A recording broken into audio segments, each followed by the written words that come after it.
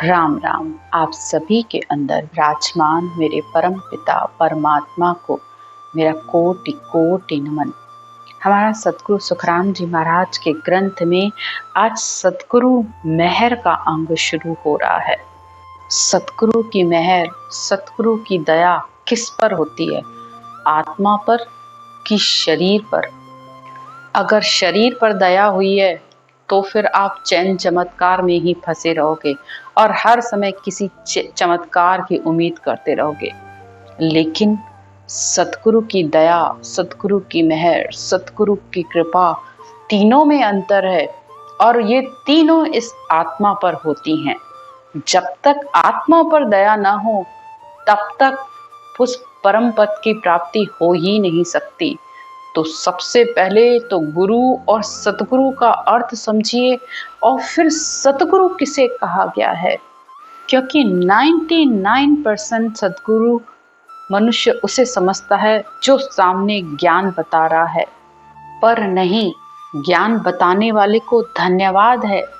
3 लोग के ज्ञान के लिए गुरु की जरूरत है, चौथे लोग के ज्ञान में गुरु की जरूरत कहीं पर भी नहीं होती है। लेकिन सतगुरु नहीं, सतगुरु तो सत्य का ज्ञान ही होता है। सतगुरुदेव कहते हैं, सतगुरु सतगुरु कह दिया, सतगुरु हुए न कोय। सतगुरु कीणी अंग सू ना परचे कर होए। सतगुरु सत का शब्द है, जो कोई जाने भेद। कि सारा संसार कह रहा है कि मेरा सतगुरु, मेरे गुरु की दया हो जाएगी, मेरे गुरु की कृपा हो जाएगी तो मैं परमात्मा में मिल जाऊंगा, या मैंने शरणा ले लिया है वो परमात्मा मुझे अपने आप में मिला देगा। लेकिन यहाँ सतगुरुदेव क्या कह रहे हैं? सतगुरु सत्य का शब्द है, जो कोई जाने भेद। तो सत्य का शब्द किसे कहा गया है? इस 2 शब्दों को अगर आप अच्छे से समझ गए तो आपको समझ में आ जाएगा कि सतगुरु किसे कहा गया है। सत्य का शब्द यानी केवल ज्ञान को सतगुरु कहा गया है और इस केवल ज्ञान से ही वो सत शब्द आता है। इस बात को आप मान के चलिए। इस सतगुरु मेहर के अंग को जिसने पढ़ लिया, समझ लिया, उसे बहुत अच्छे से समझ में आ जाएगा कि सतगुरु किसे कहा जा रहा है। भाई, ज्ञान बताने वाले में इतनी ताकत ही नहीं है कि वो किसी के अंदर सत शब्द जागृत करा सके, क्योंकि खुद सुखराम जी महाराज ने इसमें लिखा है कि भाई मेरे किए से भी तुम्हारे अंदर वो सत शब्द नहीं आ सकता, वो शब्द धुन नहीं आ सकती, जब तक इस ज्ञान की मेहर नहीं होगी तुम्हारे ऊपर, जब तक इस ज्ञान की चोट अंदर नहीं लगेगी, जब तक ये आत्मा इस ज्ञान को नहीं सुनेगी, तब तक वो सत्य का शब्द आ ही नहीं सकता। यानी वो परमात्मा का प्रेषिता, परमात्मा का दूत, जो अंतर में आके श्वास प्रश्वास में सिमरन करने पर वो सत शब्द आकर नहीं प्रकट होता है, तब तक इस आत्मा की मुक्ति हो ही नहीं सकती। तो वो कैसे आएगा? ज्ञान को सुनोगे, समझोगे, पढ़ोगे तो वो तुम्हारे अंदर आ जाएगा और अपना निज मन पूर्ण समर्पण कर दो इस ज्ञान के प्रति। इस ज्ञान को जब आप पूर्ण समर्पण करके सब भ्रमों को हटाते हो तो वो आकर आपके अंदर पल में प्रकट हो जाएगा। सतगुरुदेव बार बार कहते हैं, सुन सुन मेरो ज्ञान रे, लीजो शब्द पहचान। आजो सब सतलोक में, मत पड़ रही जो हार।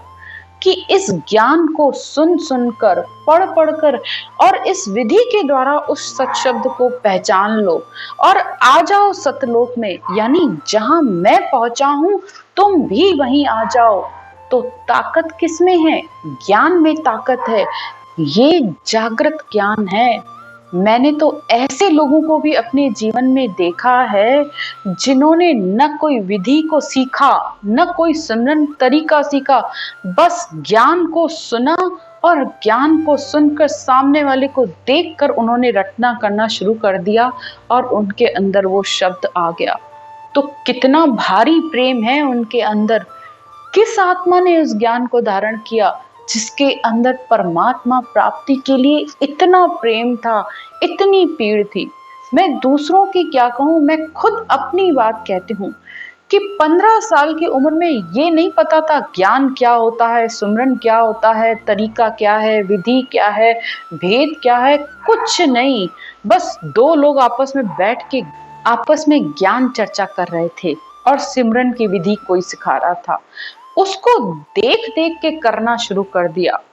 कुछ नहीं पता कि चक्र क्या होते हैं, कवल क्या होते हैं, छेदन क्या होता है, कभी कोई ज्ञान नहीं सुना।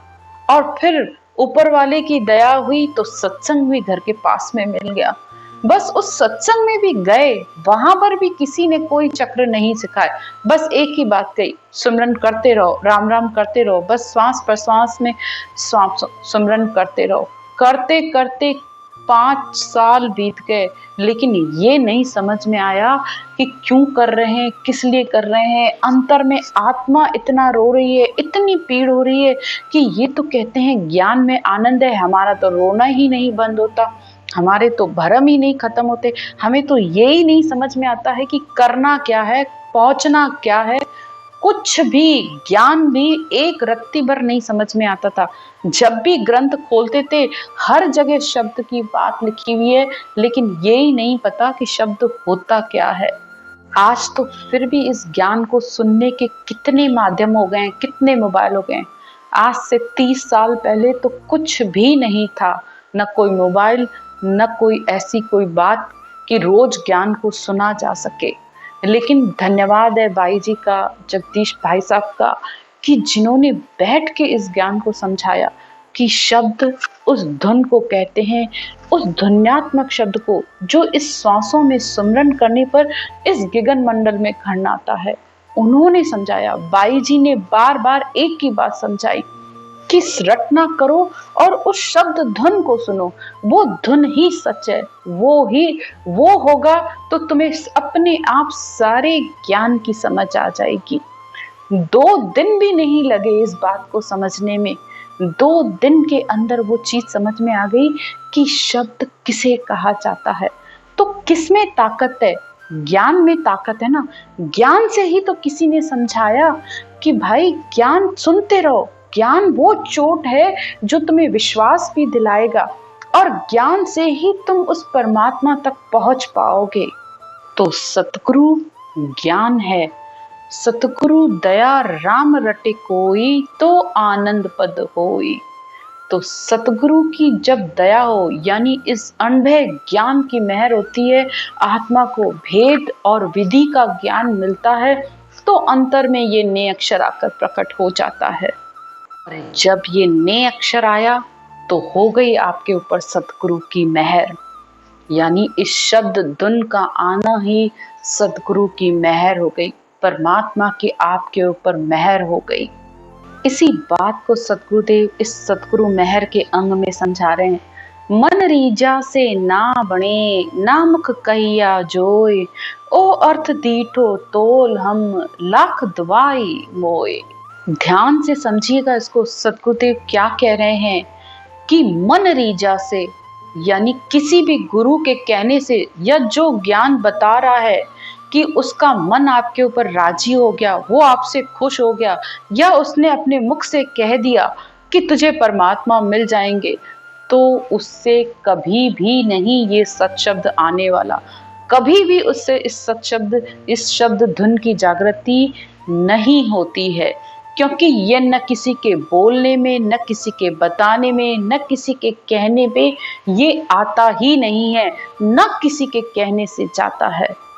लाख दवाई मोए निज मन रीजा भाई, बड़े शिष्य में रीत और सब भरम उपाई।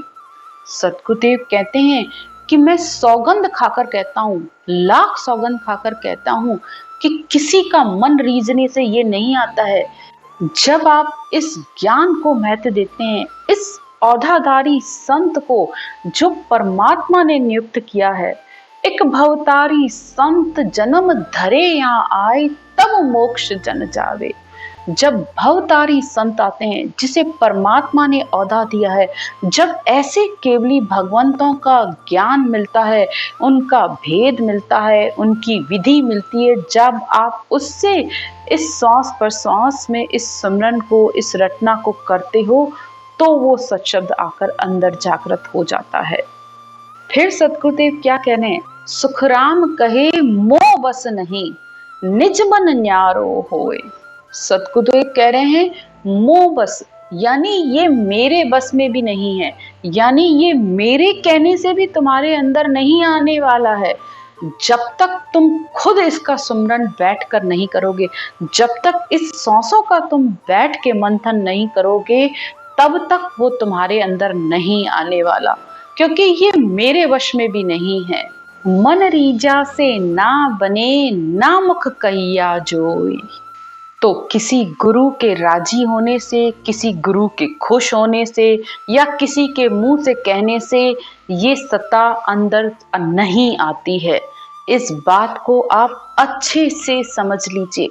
बस इस ज्ञान का शरणा लीजिए, सुखराम जी महाराज को नमन कीजिए और उनकी भेद और विधि जो उन्होंने बताई है कि बस इस आती जाती श्वास में कंठ और जिह्वा से इस राम के नाम को लो, वो आपके अंदर आकर प्रकट हो जाएगा। बस प्रेम और समर्पण आपको देना पड़ेगा, किसी भी दूसरी चीज की जरूरत नहीं है, न कुछ छोड़ने की, न कुछ करने की, कुछ भी आपको नहीं करना है। इसके अलावा न कोई पूजा अर्चना छोड़नी है, न कोई देवों की पूजा अर्चना छोड़नी है, न किसी तीर्थ पर जाना है, न कोई तप, न कोई यज्ञ, न कोई हवन, न कोई तपस्या, कुछ भी नहीं करना है। उन्होंने तो बल्कि इतनी स्वतंत्र भक्ति हमें दी है कि इस शरीर के लिए तुम्हें जो चाहिए करते रहो, लेकिन आत्मा की मुक्ति तुम्हारी इस सत्शब्द से होगी। सतगुरुदेव कहते हैं, कह सुखराम देह के ताई, करो सकल विद कारण नाही। मोक्ष काज विद एक न चाहिए, सतगुरु शरण प्रीत कर रहिए।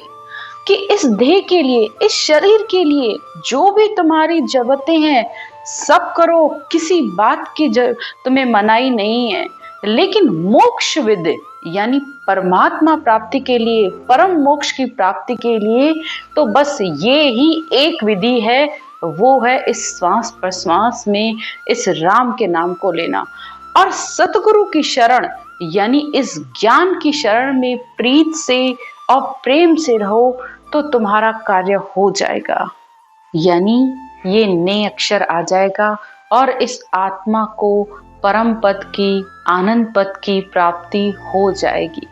आज की चर्चा यहीं तक। राम राम।